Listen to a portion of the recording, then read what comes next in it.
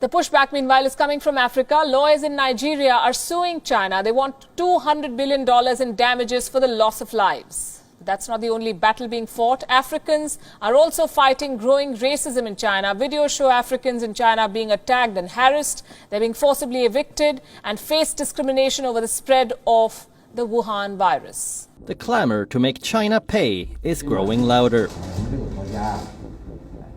The latest on the list is Nigeria.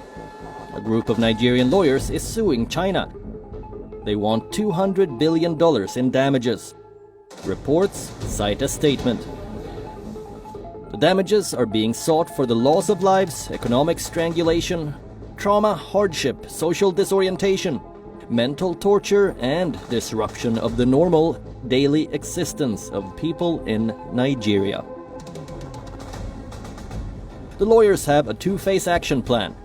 First, go to the Federal High Court of Nigeria, and then persuade the government to sue China at the International Court of Justice.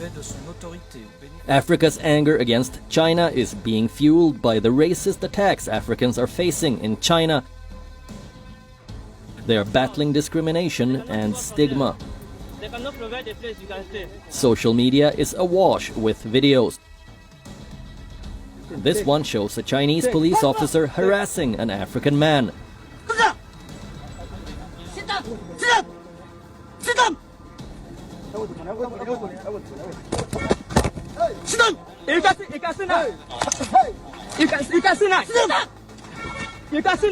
Another video shows a group of Chinese men attacking an African, with a woman shouting out for help in the background. The exact context or what transpired before and after the video was shot is not clear. Racism and xenophobia are on the rise in China. Reports say thousands of African-origin people have been left homeless after being evicted over fears that they could be spreading the coronavirus. This is apparently linked to a cluster of COVID-19 cases in the Nigerian community in the southern city of Guangzhou in China.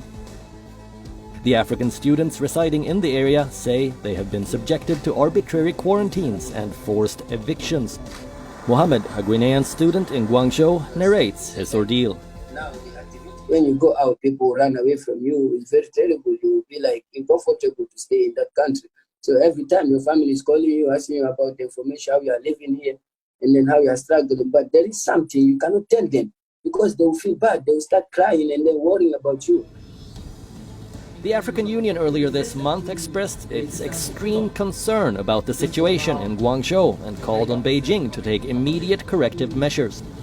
Nigerians were worried. Several African ambassadors in China have written to the country's foreign minister over the discrimination faced by Africans.